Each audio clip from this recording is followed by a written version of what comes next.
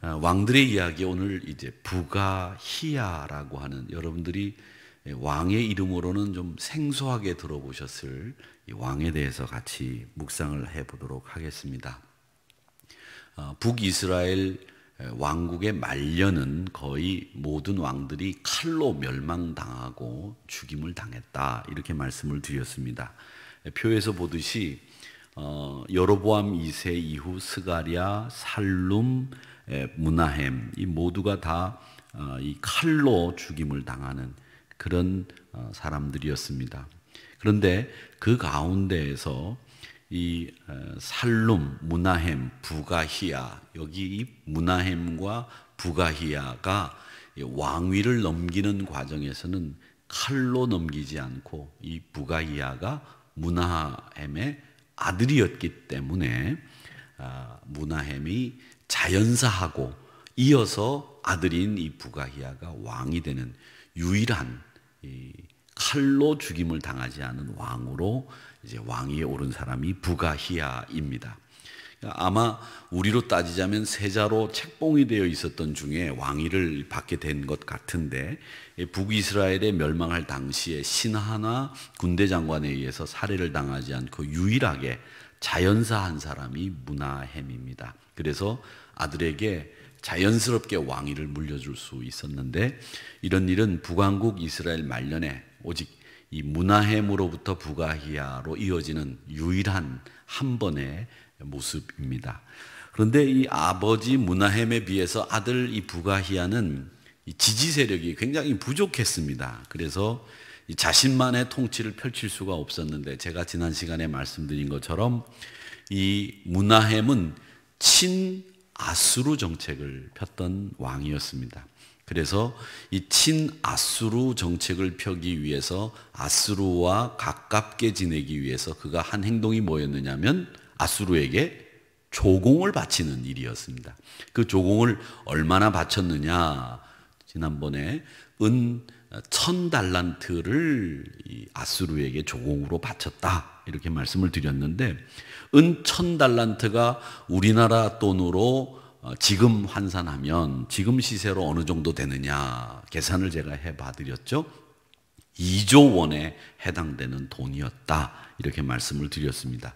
자, 그렇게 조공을 바쳐서 아수르와 친하게 화평하게 그렇게 지냈는데 이 아버지 므나헴의 이 왕위를 이어받은 이 부가히야는 그렇지 못했습니다. 자기 지지 세력도 부족했을 뿐만 아니라 아수르에게 그만큼 많은 조공을 바칠 수 있는 여력도 없었습니다. 그래서 이 므나헴을 이어서 왕위에 오른 이 부가히야는 왕위에 오른 지 2년 만에 베가라고 하는 사람에 의해서 살해를 당하고 왕위에서 축출되어 그 생명이 끝이 나고 맙니다. 25절에 므나헴에게서 왕위를 이어받은 부가히야가 베가에게 죽임을 당했다라는 기사가 보도되고 있는데 25절에 보면 이렇게 되어 있습니다.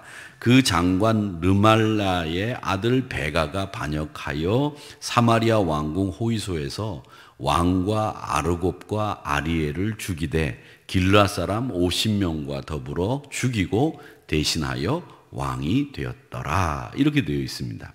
이렇게 베가에 의해서 죽임을 당하고 2년 만에 왕에서 그 생명이 끝나버리고 마는 사람이 부가히야인데 이 부가히야는 이름의 뜻이 뭐냐면 여호와께서 눈을 열어주신다 이런 뜻을 가지고 있는 사람입니다. 눈을 열어주신다.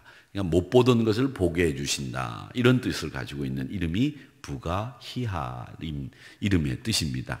하나님께서 눈을 열어서 하나님이 보아야 되는 것들을 보시게 만들어주는 이런 왕이었으면 참 얼마나 좋겠는가 이런 생각을 해보는데 이 부가히야도 아버지 므나헴처럼 여호와를 잊은 채 아버지의 정책을 이어받아서 친아수르 정책을 펼쳤던 사람이었습니다.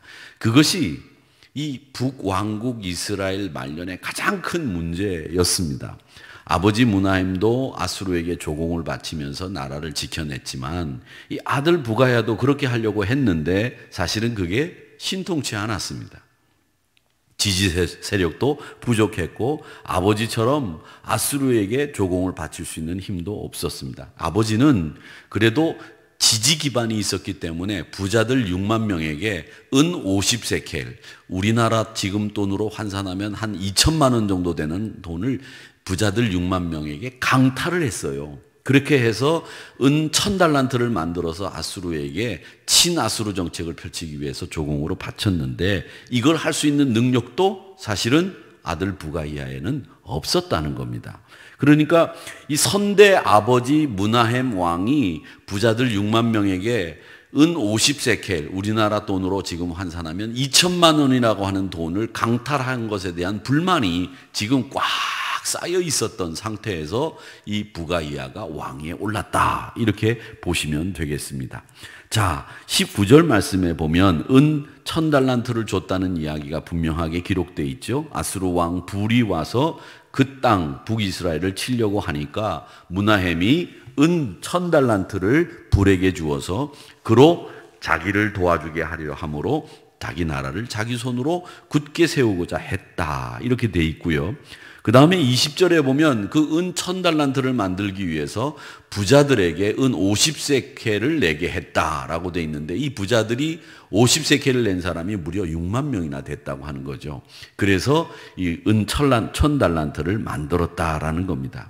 자, 이렇게 불만이 고조되어 있는 상황에서 왕이 오른 부가히야는 선대 왕인 므나헴의 조공 때문에 강탈당한 소위 세금에 해당되는 돈 때문에 불만이 고조되어 있었다, 이렇게 말씀을 드렸는데, 자, 그렇다고 하면 지금 이스라엘 백성들은 이 불만을 가지고 있는데 친아수르를 지지했느냐 반아수르를 지지했느냐 이겁니다.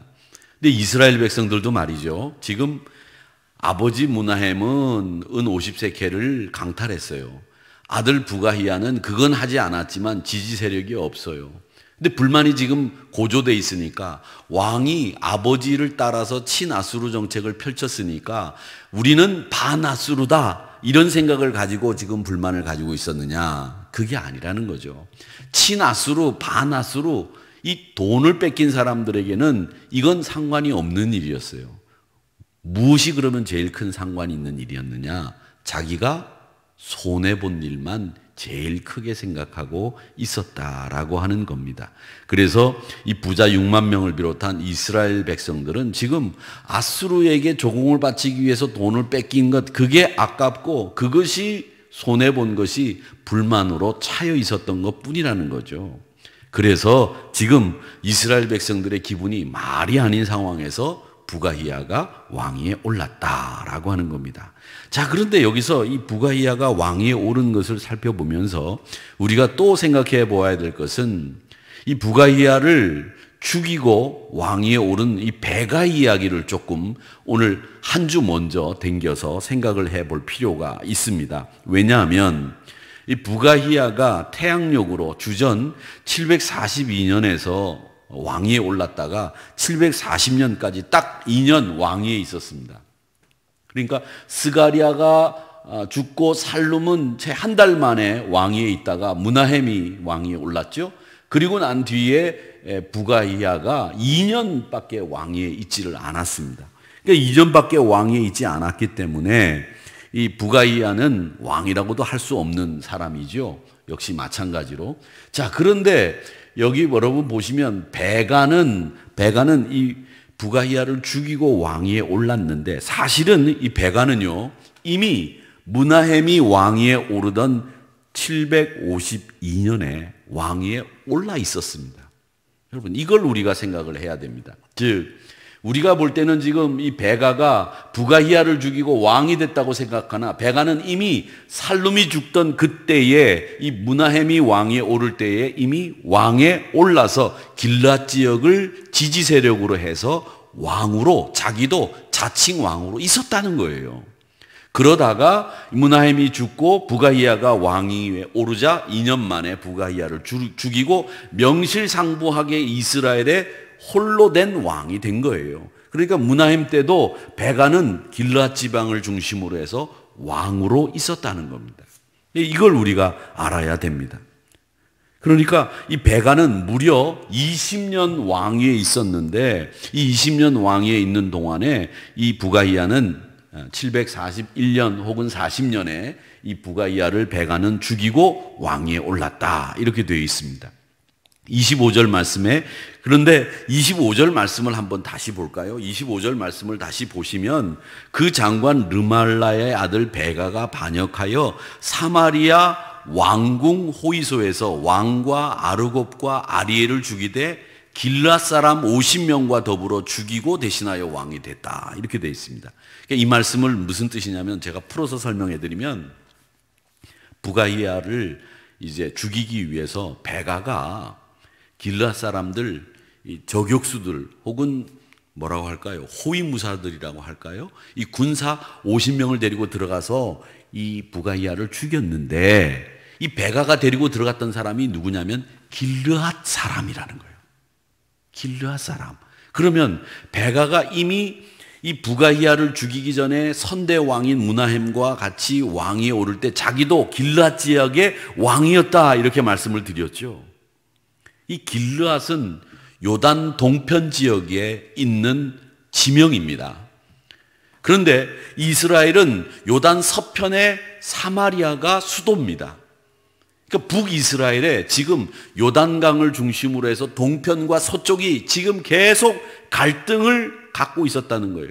동편에는 동편대로 베가라고 하는 왕이 이미 지금 왕의 선대 왕이 왕위에 오를 때부터 왕이 있었다는 거예요.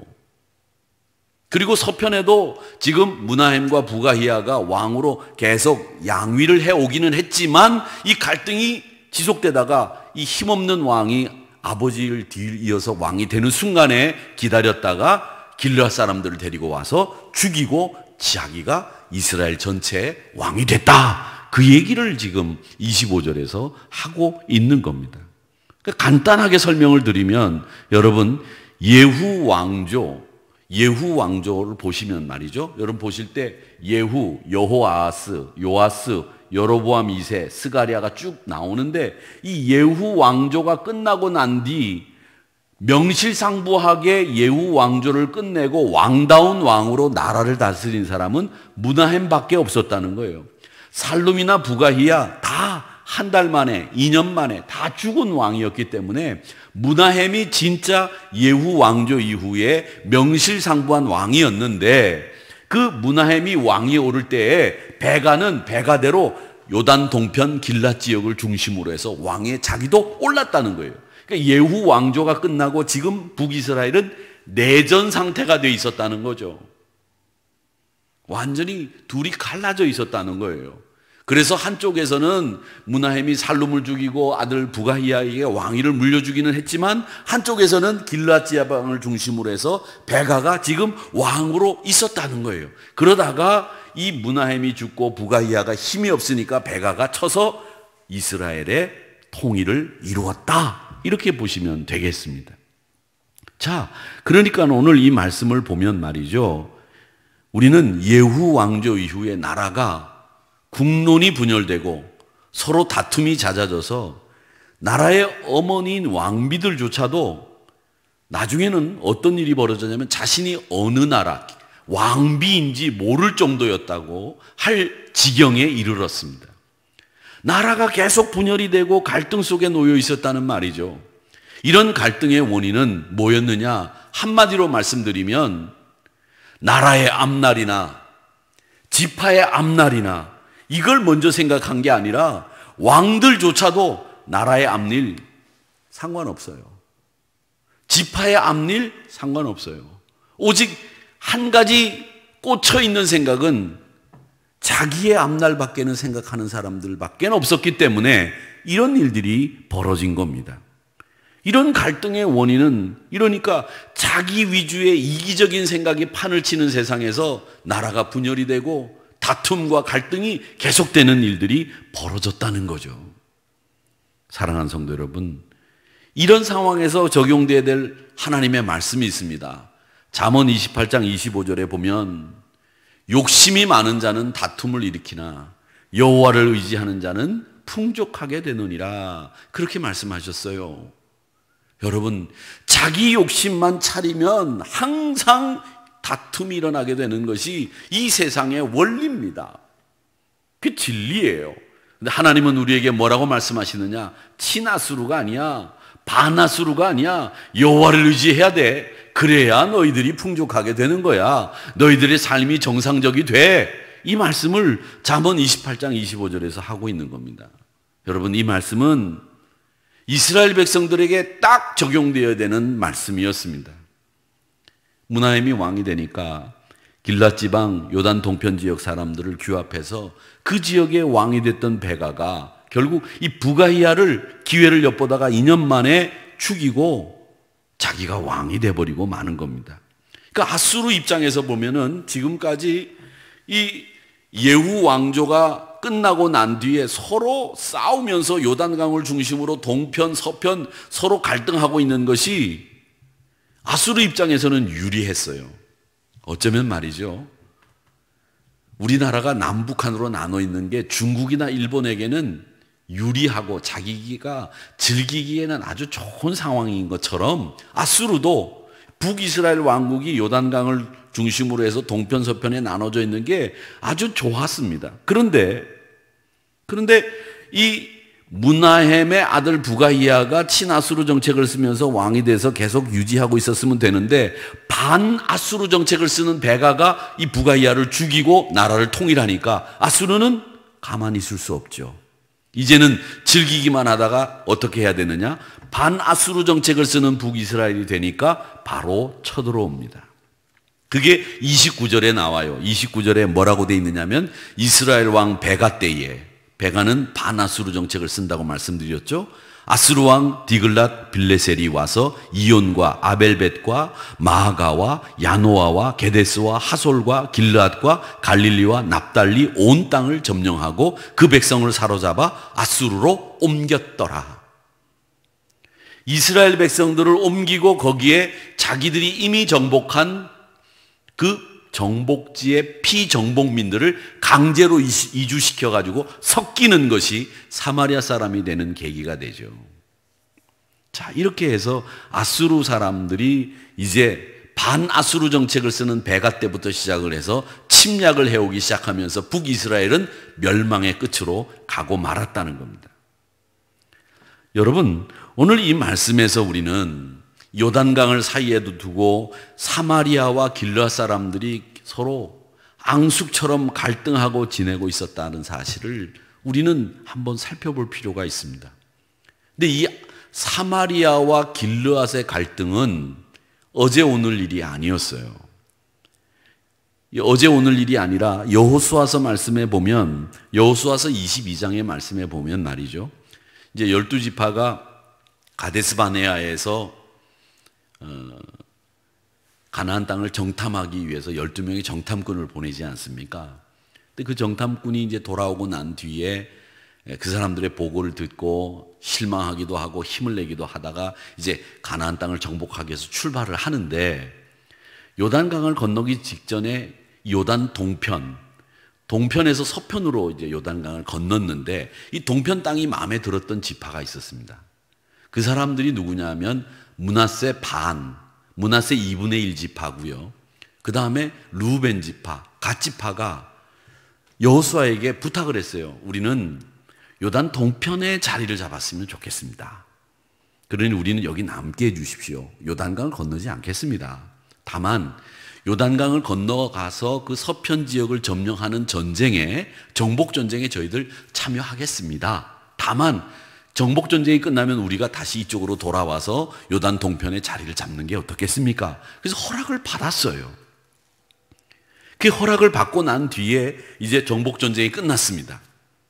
그래서 루벤 지파와 갓 지파와 므낫세 2분의 1 지파가 요단 동편으로 돌아갔어요.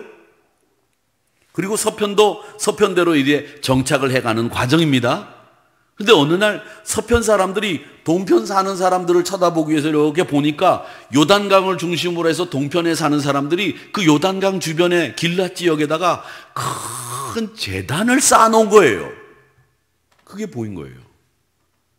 그러니까 이 서편 사람들은 어떤 생각이 드냐면, 아니 하나님을 섬기기 위해서 애굽에서 나와서 우리가 이 땅을 차지하고 하나님의 나라를 만들기 위해서 우리가 여기 모였는데, 아니 서편 사람들이 볼 때는 이 동편 사람들이 건너가자마자 하나님을 저버리고 우상을 섬기는 제단을 세운 것처럼 보인 거예요. 그래서 이거 안 되겠다. 하나님을 섬기지 않고 우상을 섬기게 되면 우리는 전쟁을 해서라도 저 사람들이 하나님을 섬기게 해야 된다, 이렇게 서편 사람들이 생각한 거예요. 서편 사람들이 말하자면 주류고요, 동편 사람들은 비주류예요. 루벤, 갓, 므낫세 2분의 1 지파밖에 없으니까. 그러니까 주류였던 이 서편 지파들이 동편 지파의 악행을 보고 징계해야 되겠다 판단한 거죠.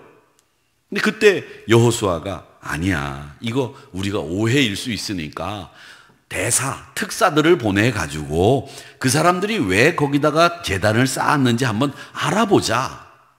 그렇게 해가지고 대화로 풀어보자, 이렇게 달랬습니다. 그리고 난 뒤에 대사들이 가서, 특사들이 가서 대화로 이야기를 풀어보니까 그 이야기가 뭐냐, 22장 28절에 뭐라고 되어 있느냐면 이게 동편 사람들, 비주류의 사람들이 이야기하는 내용이에요. 우리가 말했지만 나중에 우리 후손들이 후일에 이 우리가 여기 동편으로 넘어왔으니 우리는 여호와의 신앙과 상관없다, 이렇게 이야기를 할 수 있으니까 여호와 제단의 모형을 만들어 가지고 우리 후손들에게 번제를 드리고 하나님 앞에 예배 드리는 것이 무엇인지 보여주고 교육하기 위해서 이걸 우리가 세운 거다. 그리고 동편과 서편이 한민족이라고 하는 것을 우리가 서로 요단강을 중심으로 나누어져서 살고 있지만 우리가 하나라고 하는 것을 증거 삼기 위해서 여기다가 이 제단을 세운 거다, 이렇게 동편 사람들이 자신들이 입장을 말한 거예요.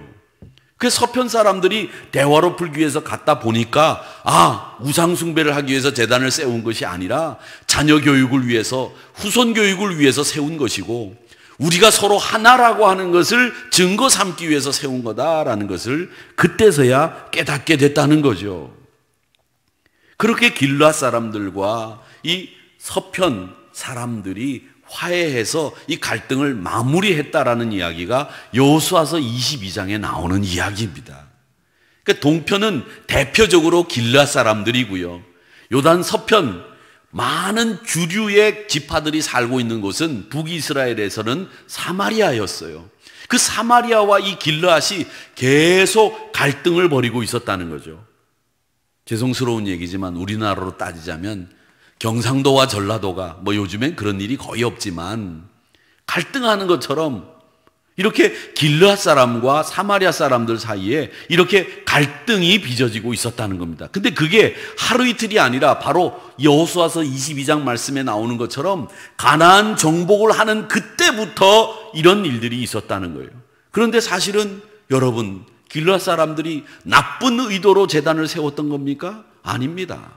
길르앗 사람들은 자손들에게 하나님을 섬기는 야훼 신앙을 섬겨주기 위해서 제단을 쌓았고, 우리가 동편 서편이 하나라고 하는 증거를 세우기 위해서 제단을 쌓았던 거였는데, 서편 사람들은 자기가 힘이 있고 자기들이 조금 주류라고 하는 생각에서 함부로 판단하고 징계하려고 하는 대드는 이런 모습을 보였다는 거죠. 이런 일들이 갈등의 양상을 빚어냈다라는 겁니다. 그런데 여러분, 오늘 보세요. 이 베가가 어디 지역을 기반으로 해서 지지 세력을 확장하고 왕이 돼 있었습니까? 길르앗이었습니다. 그 옛날 가나안 정복을 할 때에 요단 동편에 있던 그 사람들의 지지 세력을 잇고 베가가 지금 왕이 돼 있었던 거고요.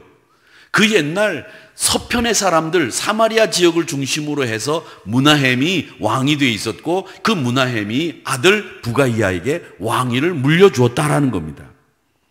이 갈등이 오래전부터 있었는데 지금 이 부가이아와 베가의 배반과 구테타 음모를 통해서 다시 길르앗과 사마리아의 갈등이 촉발이 돼서 그동안 사마리아 세력이 왕위에 있었는데 이제 길르앗 세력이 왕위를 이루게 됐다. 왕을 만들게 됐다. 말하자면 그 지역이 이제는 온 이스라엘을 다스리게 됐다라는 얘기입니다. 결국 오늘 이 말씀을 보면 이 길르앗이라고 하는 곳이 오해와 갈등의 중심에 서 있었다라고 하는 것을 우리가 알 수 있습니다. 사랑하는 성도 여러분, 갈등을 일으키는 사람이 되시겠습니까? 아니면 평화를 이루기 위해서 잘 중재해주고 평안을 구하는 자리에 서시겠습니까? 우리 믿음의 사람들은 피스메이커가 되어야 되는 사람들입니다. 우리 믿음의 사람들은 어디를 가나 그 사람이 들어가는 순간에 그 공동체가 화평을 이루고 그 공동체가 정상적인 운영이 이루어지는 그런 구성원들이 되셔야 됩니다. 이게 크리스찬들이 해야 될 역할이요 사명이기도 합니다. 그런데 우리 크리스찬들이 그 공동체에 들어가면 그 공동체가 와해되고 갈등이 생기고 오해가 생기고 이러면 그 크리스찬들의 역할을 제대로 감당하지 못하는 거예요. 아무리 교회에서 그분이 신앙이 좋고 헌신을 잘하고 열심히 예배를 드리는 모습을 갖고 있다고 하더라도 그 공동체에 들어가서 매일 분란만 일으키면 사명을 감당하고 신앙생활 제대로 하고 있는 거라고 말씀할 수 있겠습니까? 가능하지 않은 얘기죠. 말도 안 되는 얘기죠. 야고보서 4장 1절의 말씀에 보면 뭐라고 말씀하시는가 하면 너희 중에 싸움이 어디서부터 다툼이 어디서부터 나는 줄 아느냐. 너희 지체 중에서 싸우는 정욕으로부터 나는 것이 아니냐. 우리의 싸움이라고 하는 것은 다 욕심에서부터 비롯되는 거지. 그 싸움의 원인 너희들 모르느냐. 싸움과 분란의 원인은 결국 자기 뜻을 이루려고 하는 욕심밖에는 그 원인이 없다. 이게 야고보서 사도의 말씀이에요. 갈등과 오해, 그건 정욕, 그것 때문에 싸움이 일어난다는 거예요. 골로새서 2장 2절의 말씀을 볼까요?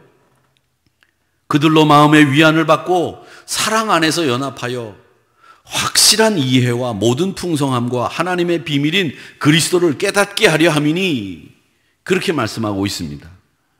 우리 그리스도인들은 이해의 풍성함을 그것도 누리고 사는 사람들이에요. 오늘 말씀 보세요. 확실한 이해의 모든 풍성함. 다른 사람을 이해하고 다른 사람을 분명히 확실히 이해하고 그걸 받아들이고 수용할 줄 아는 그 풍성함이 우리 그리스도인들에게 있어야 되고 마음의 위안도 받고 그리스도를 통해서 그걸 깨달아야 된다는 거예요. 근데 우리는 예수 믿는 사람들이 더 완악하고 자기가 가지고 세운 고집 앞에서 한 발짝도 뒤로 물러서지 않는, 그건 여러분 자신의 고집일 뿐이지 하나님을 사랑한다고 말할 수 있는 게 아닙니다. 아무리 그게 하나님을 섬기는 신앙의 위배가 되지 않는 이상은 그것이 어떤 일이 된다고 할지라도, 그게 선한 뜻이고 옳은 뜻이라고 할지라도 그것이 다른 사람에 의해서 막혔을 때는 한번 뒤로 물러서서 생각해 볼 수 있는 이런 이해의 마음이 우리에게 필요한데, 그게 은혜고 은총이에요. 우리가 이해하지 못하면 어떻게 되느냐? 결국 마가복음 9장 34절의 말씀처럼 누가 크냐 쟁론하게 돼 있는 거예요. 하나님 나라가 임하게 되면 한 자리를 차지하겠다고 하는 그 욕심이 이렇게 만들어버린 거죠. 마음이 안 맞는 사람들도 서로가 자신들이 욕심을 채우기 위해서 맞아떨어지면 안 맞다가도 맞추는 것이 이 나쁜 사람들의 특징이에요. 사랑하는 성도 여러분, 사람의 못된 본성 우리는 잘 압니다. 오늘 분명히 말씀합니다. 이해하지 못하는 것, 그것도 은혜가 없는 거다. 이해의 풍성함을 누리는 것, 그것도 은혜다. 오늘 이 베가가 부야히야를 죽이면서 왕위에 오르는 장면을 살폈는데, 이제 다음 주에 저희들이 베가를 살펴보겠는데, 이 부가히야의 죽음으로 인해서 친아수르, 반아수르 이 문제도 나왔지만 북이스라엘이 길르앗과 사마리아를 중심으로 해서 각각 갈등을 벌이는 이런 일 앞에서 북이스라엘이 결국 멸망했구나. 나라가 국론이 분열되고 서로 나는 어느 나라가 좋다, 어느 나라가 좋다 이렇게 이야기하는 가운데 나라가 멸망하는 꼴을 지금 우리가 보고 있잖아요. 북이스라엘 왕국의 멸망할 당시의 모습이 그대로 지금 우리나라에 혹시 재현되고 있는 것은 아닌가, 이런 우려를 저는 기도하면서 이 말씀을 보면서 생각해 보는 거예요. 나는 친중국이다, 나는 친미국이다,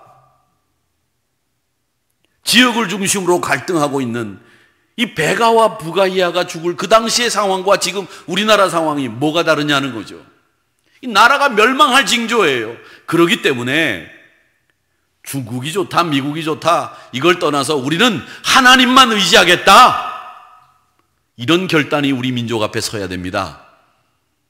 그리고 우리는 어느 지역, 어느 지파의, 계파의 사람들을 등용하고 안 등용하고 이런 국론 분열을 일으키는 것에서부터 이 나라가 벗어나야 돼요. 그렇게 하지 못하면 북이스라엘 왕국이 멸망했던 전철을 그대로 밟아가고 있다는 걸 우리가 지금 말씀에서도 보고 있지 않습니까? 하나님의 나라가 임하게 되면 한 자리를 차지하겠다고 하는 욕심이 그렇게 만들어버리는 거예요. 마음이 안 맞는 사람들도 서로가 자신들이 욕심을 채우기 위해서 이렇게 마음이 맞아떨어지는 이런 악한 세상이 우리 눈앞에 지금 펼쳐져 있어요. 사랑하는 성도 여러분, 오늘 이 부가히야를 죽인 베가는 길앗이라고 하는 곳을 지지 세력으로 기반으로 해서 갈등을 유래하면서 결국 자기 왕위를 존속시켰고요. 결국 왕위를 유지하고 있다가 때가 되어서 부가히야를 죽이고 이스라엘을 통일했으나 반아수르 정책을 쓰면서 여호와를 의지하지 않았던 까닭에 다시 이 아수르의 침략을 받게 되는 일이 벌어지게 됐다라고 하는 거죠.